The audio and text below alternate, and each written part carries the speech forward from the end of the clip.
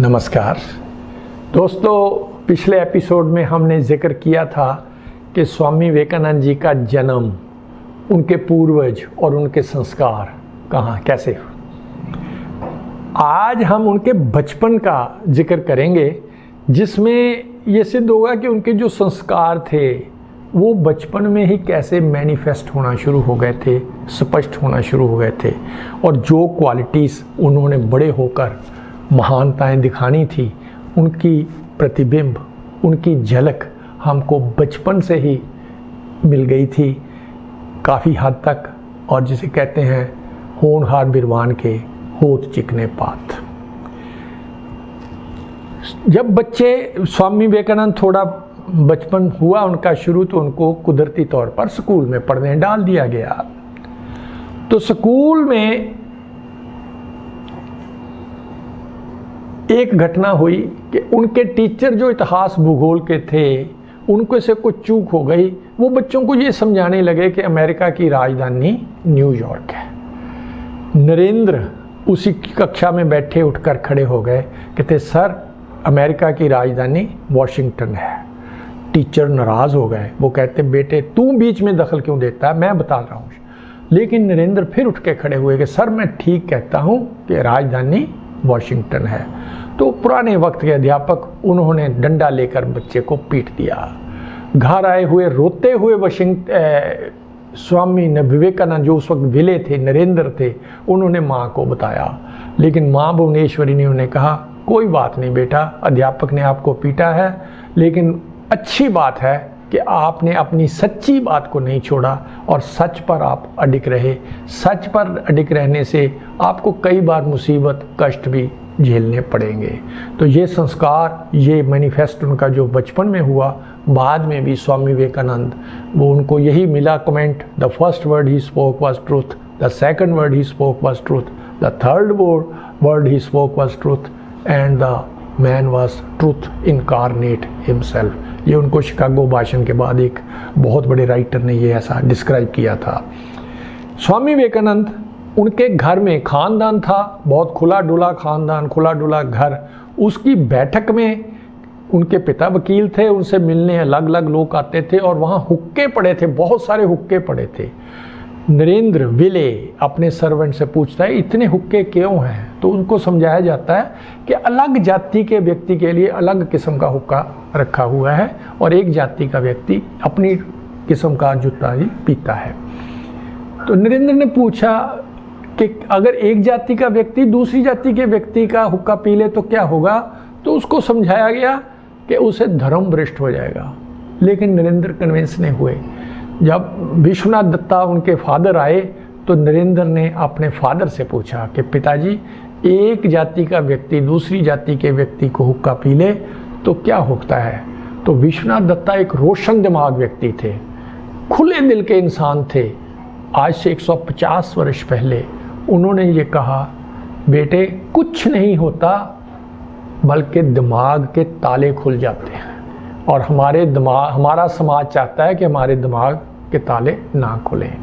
तो इस तरह से उनको शिक्षा थी, इस तरह के बचपन, उनको यही बातें उन्होंने बड़े होकर हमको, सारे समाज को भी समझाई। इसी तरह उनके जो घर का जो आंगन था, उसमें एक वृक्ष लगा हुआ था। वृक्ष शायद वट का या पीपल का वृक्ष था। बचपन में नरेंद्र विले उस वृक्ष पर चढ़ जाया करते थे। नौकर को बड़ी परेशानी होती, उसको डर था कि कहीं गिर गए तो चोट लग जाएगी।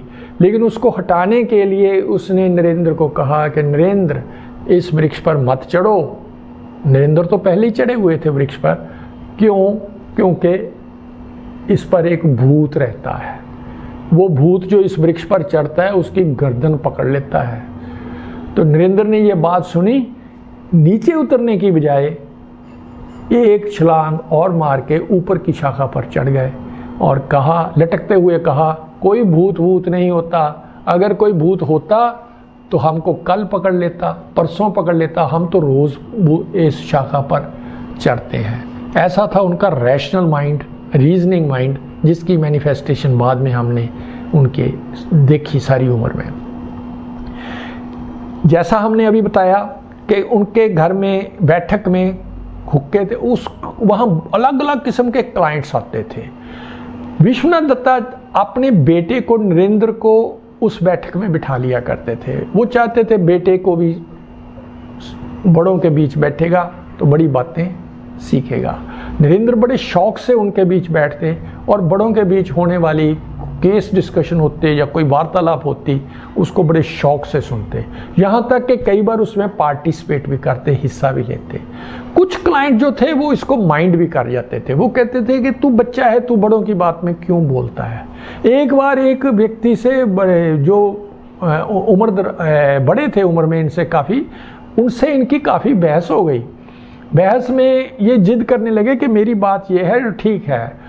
तो उसने कहा, बड़ी उम्र के व्यक्ति ने, कि बेटा तू तो बहुत छोटा है, तू चुप रह। बाद में जो ये बात कहते थे वो सच सिद्ध हुई और उसकी बात गलत सिद्ध हुई।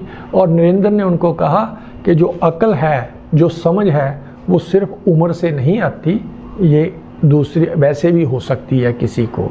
ये उनका आत्मविश्वास था और इसको बिल्ड करने में उनके पिता ने बहुत बड़ा रोल प्ले किया था।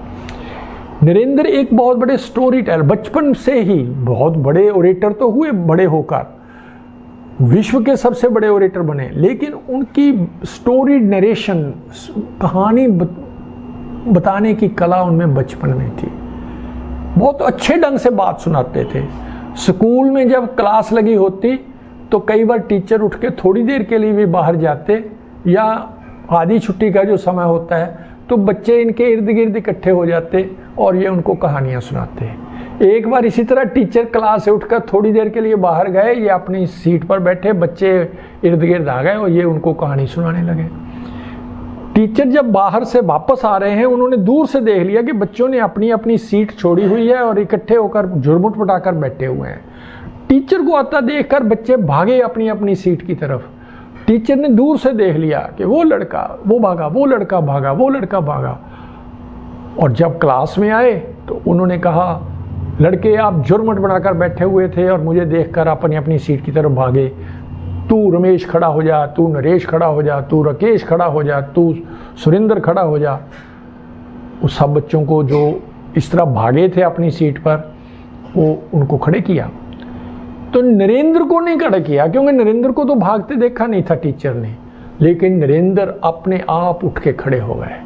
तो टीचर ने कहा, नरेंद्र तू क्यों खड़ा हुआ, तुझे तो मैंने कहा नहीं खड़ा होने के लिए।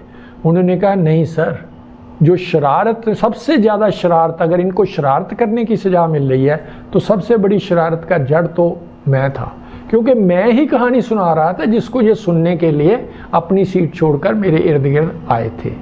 तो ये है उनका चरित्र, मॉरल करेज। बचपन में देखिए कितना, बचपन में बच्चा एकदम झूठ बोल देता है सजा से बचने के लिए। यहाँ बच्चा खुद खड़ा होकर कह रहा है कि गलती इनकी नहीं है, गलती मेरी है। इस तरह के थे स्वामी विवेकानंद। इस तरह था उनका बचपन, जिसमें शरारतें भी थी, लेकिन इसेंशली मौलिक तौर पर उनका सच्चाई, उनकी प्योरिटी और उनका स्वाभिमान, स्वच्छता झलक दिखती है, स्पष्ट झलक दिखती है। धन्यवाद, नमस्ते, आदाब, सत श्री अकाल, जय हिंद।